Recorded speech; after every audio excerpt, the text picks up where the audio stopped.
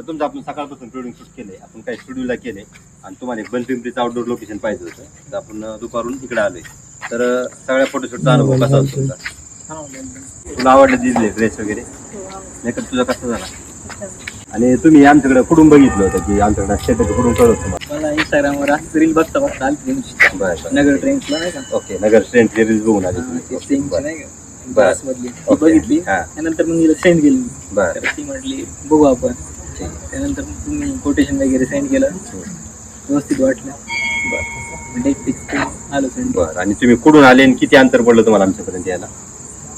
मला साधारणतः 56 किलोमीटर पडलं. कोणत्या गावाहून आले तुम्ही? मी अहिल्यानगरवरून बरं बरं ओके. आणि ही कोकणावरून आली 55 किलोमीटर. बरं म्हणजे तुम्ही ती खूप लांबून आली, तुम्ही जवळून आले. दोघांनी मिळून तुम्ही आमच्याकडे शूटला यायचा निर्णय घेतल्याबद्दल तुमचे थँक्यू सर. तुम्हाला प्रिडिंग शूट करायचं असलं कोणाला तर न्यूज स्टुडिओला नक्की या.